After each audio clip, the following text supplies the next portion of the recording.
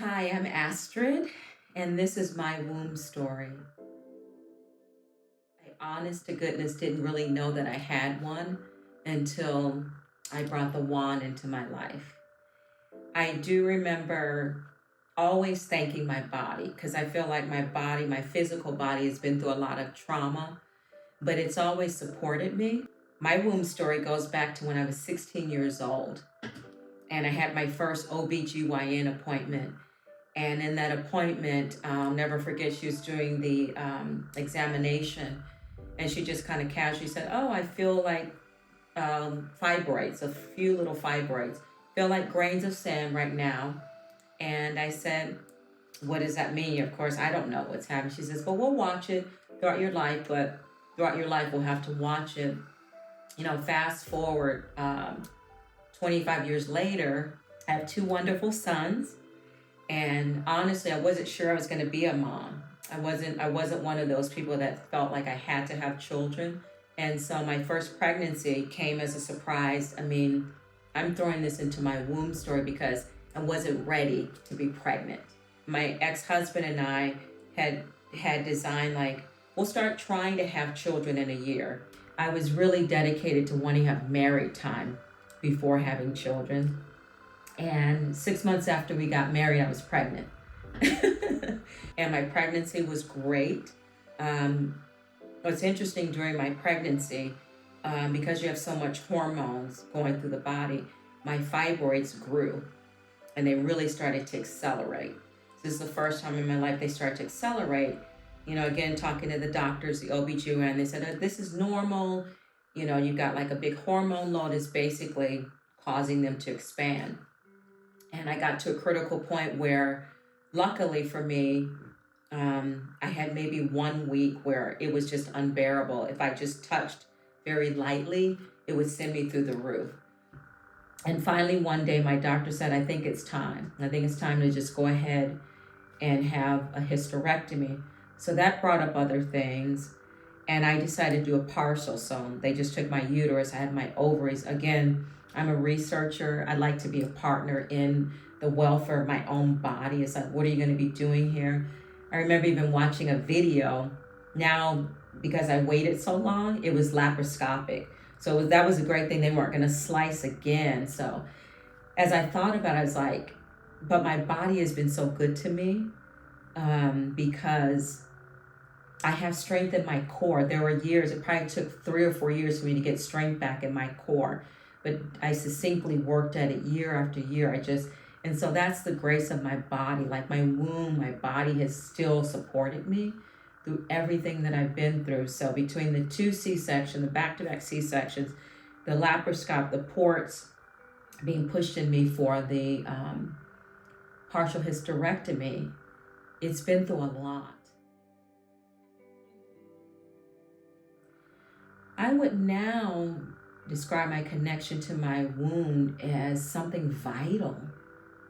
I'm just like, it is vital that I connect, particularly since I've had surgical and traumas.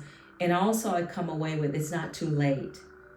It's not too late because I'm still such a vibrant, alive person. And I honor myself now. Just taking that time has reconnected. It's like, as we know, it's where we give birth. And so for me at this stage and age in my life, I'm giving birth to this next half of my life, this next path of my life. And everything energetically begins in the womb, what you're creating. So yeah, I feel completely, it's like the reconnection. Yeah. Thank you so much. I feel good that along the way, I've always recognized I have a very strong body. I'm like, it's either ancestry or my physical body. But I have always had reverence. And again, I think it's my yoga practice. You go into child's pose. That's also gratitude pose. I've always said, thank you to my body. Not necessarily my womb, but now I've seen how sacred it is. And I think, again, me shutting down this part of who I am, like I'm heart-centered. So I always give credence to the heart, the throat, being intuitive, but it's so interesting that I never gave credence to my womb. Yeah, so probably thank you. What makes me a strong woman is I feel like I come from such strong lineage. Our family is a family of survivors. Like most people, you have to survive something. But what makes me strong, and I've known this as a young child, is my beautiful women, my two grandmothers. I had a strong matriarch and a strong patriarch. My father's mom and my mom's mom were two incredible women. And I don't know, from a little girl, I admired them. I was fortunate that I got to, they raised me in my formative years, and I had such a strong connection with them both. And seeing what they went through, their stories, always propelled me. I'm strong because my one grandmother, she would say, she cleaned toilets for a living. And she said, I'm not ashamed of it. It put food on the table, helped me buy a home. She's a very prideful woman, and my other grandmother as well.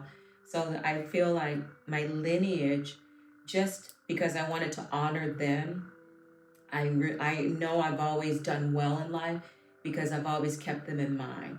I want my grandmothers to be proud of me, and I want to do something different and have opportunities that they never had. So that's why I'm strong.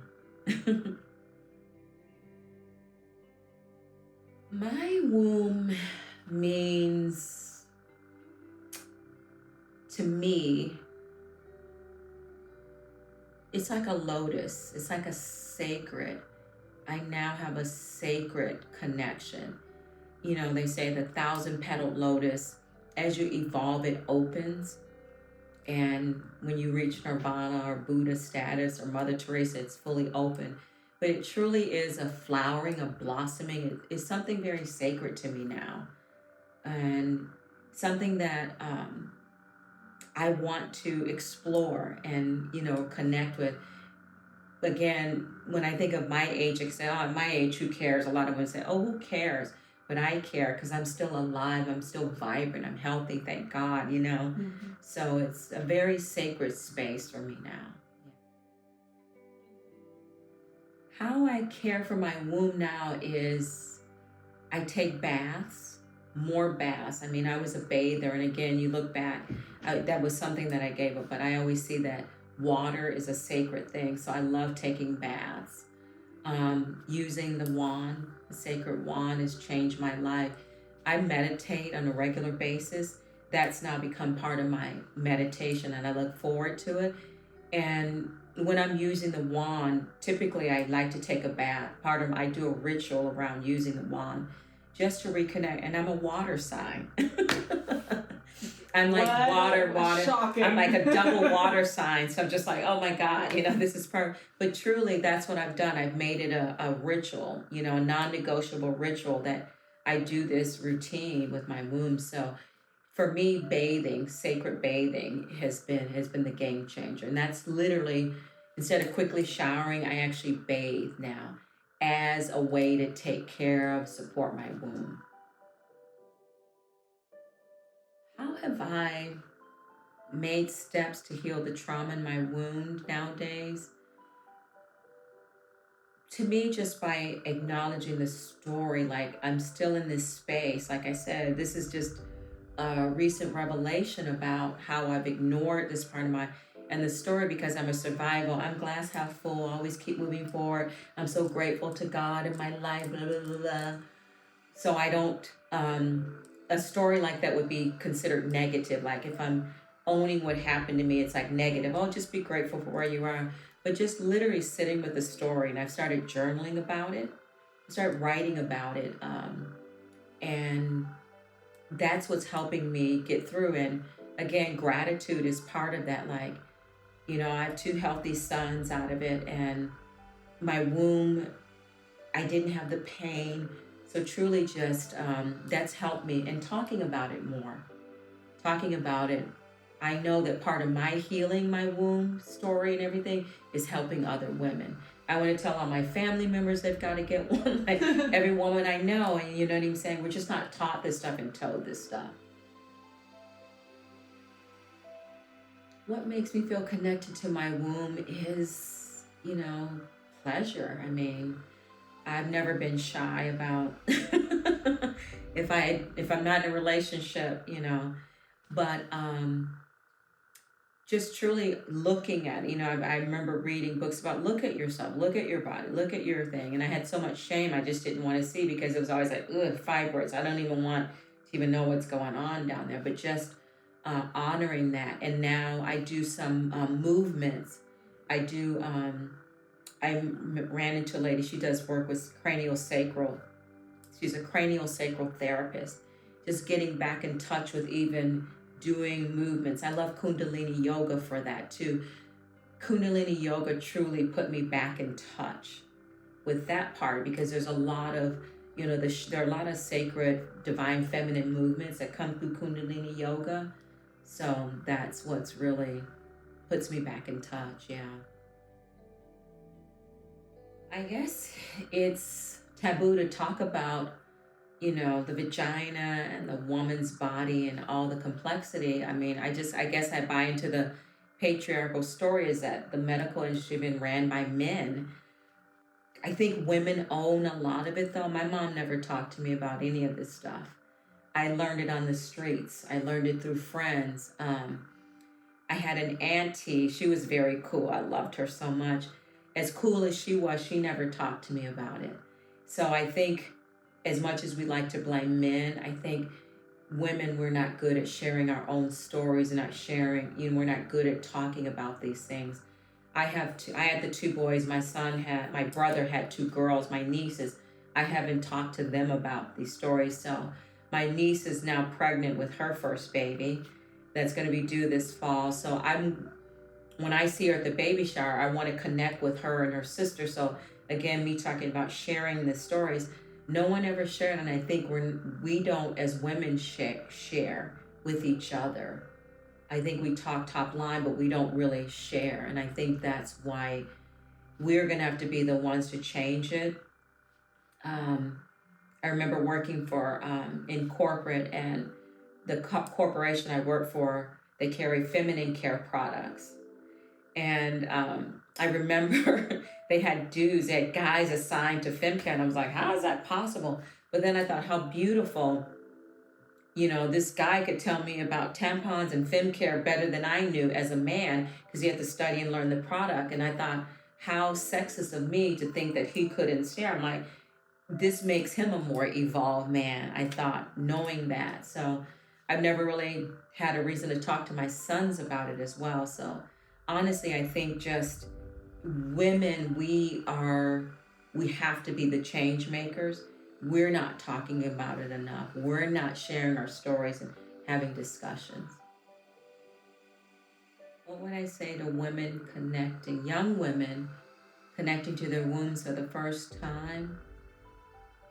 That it's beauty. It's a beautiful thing. And through religion, Christianity, there's been a lot of shame around it, but that when we talk about creating friendships or connections, it's a vital part of who you are. It's your friend, and that's a relationship you need to develop and to cultivate above all else, because it is the heart, literally, of a woman. We have a heart here, but it really is the heart of the woman. So I would just encourage them to always see it, because even with the cycle, I think the menstrual cycle, I got my period. I think that's an outage that we've got to change. Unfortunately, in our society, I mean, there were indigenous cultures, when you had your cycle, you go off in a hut somewhere and do your thing for 3 days and then come back and join. I think if we could get to a place, I'm not saying I'm trying to figure out how in our modern society we could honor both, that women aren't scorning themselves or the job. Like the biggest one, the employer, someone calls in because they got their cycle. It's like, So women, again, are our own worst enemies, instead of taking the pain, like, wow, what is my body going through? It's not attacking. It's like, I got my period. So I don't know, I would just try to remind them of why this is happening, and just, I don't know, study, read about it. Maybe ask your mom, what is her womb story? Ask your aunts. Ask your friends, ask your elders what their womb story is.